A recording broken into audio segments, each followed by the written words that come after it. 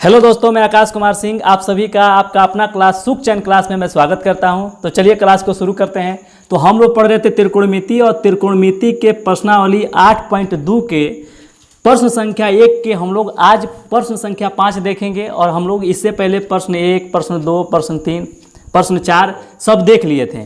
तो हम लोग आज प्रश्न संख्या 5 देखेंगे और यह प्रश्न संख्या जो 5 है बड़ा आसान है। हाँ, इसे बनाने के लिए आपको त्रिकोणमितीय मान याद होना चाहिए। और त्रिकोणमितीय मान हम देखिए यहाँ लिख दिए हैं। और जब हम त्रिकोणमितीय मान अगर हम लोग यहाँ रख देते हैं तो ये सवाल बड़ा आसान हो जाता है। तो चलिए हम इसे बनाते हैं। तो पहले हम लिख देते हैं भैया सोल्व। और यहाँ हमें क्या दिया है? 5 दिया है, 5 रख दीजिए। अच्छा देखिए 5 और cos 60 डिग्री, cos 60 डिग्री का मान क्या होता है? तो cos 60 डिग्री का मान होता है 1/2। तो आप रख दीजिए 1/2। अच्छा ऊपर क्या है? स्क्वायर, आप लगा दीजिए स्क्वायर। आगे चलिए, आगे कौची का साइन है? प्लस का प्लस रख दीजिए।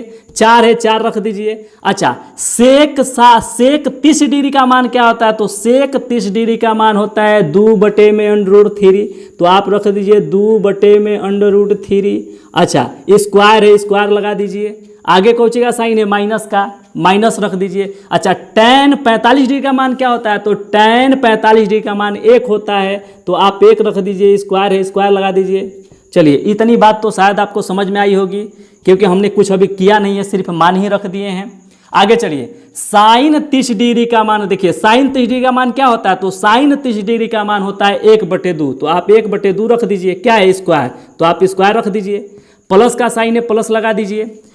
cos 30 डिग्री का मान क्या होता है? तो cos 30 डिग्री का मान होता है √3/2। तो आप √3/2 रख दीजिए। स्क्वायर है, स्क्वायर लगा दीजिए।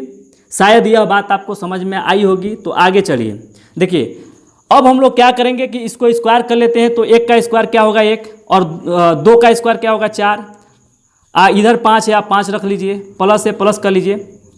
अब 4 यहाँ देखिए 2 का स्क्वायर क्या होगा? 4, और √3 है, और इसका स्क्वायर अगर आप करिएगा तो स्क्वायर से रूट कट जाता है। जब स्क्वायर से रूट कटता है तो क्या बचेगा? 3। आप 3 रख दीजिए। हाँ अब आप देखिए इधर है 4, तो आप यहाँ 4 रख दीजिए। माइनस का साइन है, माइनस लगा दीजिए। 1 का स्क्वायर 1 होगा, 1 रख दीजिए। अब देखिए यहाँ भी वही काम करना है। स्क्वायर तो स्क्वायर कर लीजिए। 1 का स्क्वायर 1 होता है, 2 का होता है 4, प्लस है तो प्लस कर दीजिए। √3 है, और इसका स्क्वायर जब करिएगा तो स्क्वायर से √ क्या होता है? कट जाता है। तो जब स्क्वायर से √ कट जाएगा तो हमारा क्या बचेगा? 3 बचेगा। और हमारा यहाँ इसका स्क्वायर करिएगा तो यहाँ हो जाएगा 4। तो शायद यह बात समझ में आई होगी। अगर आप यह √ कैसे हट गया इसको देखना है तो देख लीजिए। ये अगर 3 का स्क्वायर करते हैं तो क्या होगा? √3 गुणे √3। तो √3 3 से गुणा करिएगा 9 होगा, और इसका मान कितना होता है? 3। तो हम सीधे क्या किए? स्क्वायर से √ को कटा दिए। और जब स्क्वायर से √ को कटा दिए तो हमारा आंसर कितना आ गया? 3।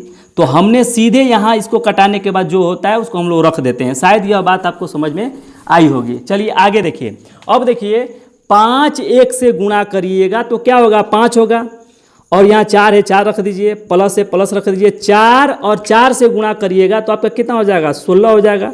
16, और नीचे 3 है, 3 रख दीजिए। और यहाँ 1 है, 1 रख दीजिए। अब देखिए बटा है, अब बटा लगा लीजिए। यहाँ देखिए यहाँ 1 है, 1 रख दीजिए। 4 है, 4 रख दीजिए प्लस, और यहाँ 3 और यहाँ 4 रख दीजिए। अब चलिए हम लोग इधर बनाते हैं। अब देखिए क्या है कि इसे अगर ध्यान से देखा जाए इसे, तो यह भिन्न पर के जोड़ घटाव हो गया। और जब भिन्न पर के जोड़ घटाव यानी इस कंडीशन में हो जाता है तो हम लोग क्या निकालते हैं? एलसीएम निकालते हैं। तो भैया 4 और 3 और 1 का एलसीएम अगर हम लोग निकालेंगे तो क्या होगा? 12। तो आप 12 रख दीजिए। अच्छा 12 से 4 से हम लोग क्या करते हैं? भागा। तो 12 और 4 से जब भागा करिएगा तो 3 बार में कटता है, और 3 से और 5 से गुणा करिएगा तो आपका कितना हो जाएगा? 15।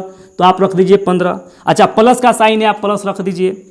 अच्छा 12 3 से भागा करिएगा तो क बार में कटेगा? 4 बार में। और 4 से 16 से गुणा करिएगा तो आपका हो जाएगा 64। आप 64 रख दीजिए। माइनस है तो माइनस यहाँ रख दीजिए। और यहाँ जब आप 12 से 1 से भगा दीजिए तो 12, और 12 से 1 से गुणा करिएगा तो आपका हो जाएगा 12। तो आप 12 रख दीजिए। अब देखिए यही काम हम लोग नीचे करेंगे। 4 4 का एलसीएम क्या होता है? 4 ही होता है। 4 रख दीजिए। अच्छा 4 4 से 1 बार में कट जाएगा, और 1 का 1 से गुणा करिएगा 1 ही होगा। प्लस का साइन है, प्लस लगा दीजिए। 4 4 से कट जाएगा, और 3 है, 3 1 3 से गुणा करिएगा तो 3 ही होगा। अब चलिए हम लोग आगे चलते हैं। देखिए यहाँ हमारा 15 और 64 माइनस 12 और बटे में 12, और यह अगर देखा जाए तो इसे हम लोग इसे सुधार कर लेते हैं और 1 और 3 जोड़िएगा तो कितना हो जाएगा 4, तो हम यहाँ यहीं 4 लिख देते हैं। अब देखिए बटे बटे बटे बटे यानी बटा के बटा में जब चला आए तो हम इसे क्या करते हैं, परिमेयकरण कर देते हैं। तो हम यहाँ लिख देंगे कि परिमेयकरण करने पर, तो परिमेयकरण करने पर तो हम लोग परिमेयकरण कर देते हैं। तो 15 प्लस 64 माइनस 12 यह जैसे के वैसे उतर जाएगा। अब देखिए नीचे का ऊपर का नीचे ये हो जाएगा तो 4 बटे में 4, तो अगर इससे क बार में कट जाएगा 3 बार में, और 15 यह जो है इसको उतार दीजिए सेम के सेम, तो 15 प्लस 64 माइनस 12।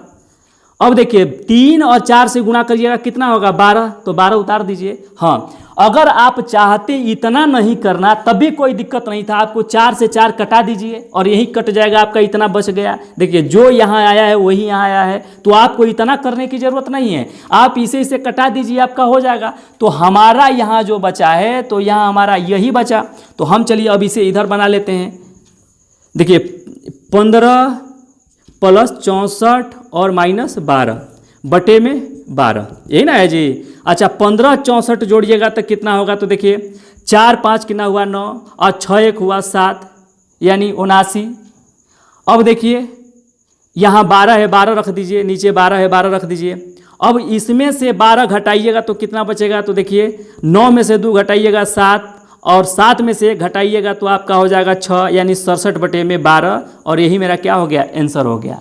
तो शायद यह बात आपको समझ में आई होगी, और जब आई होगी तो चलिए हम लोग फिर अगले वीडियो में मिलते हैं। तब तक के लिए धन्यवाद। हाँ, कमेंट जरूर करिएगा।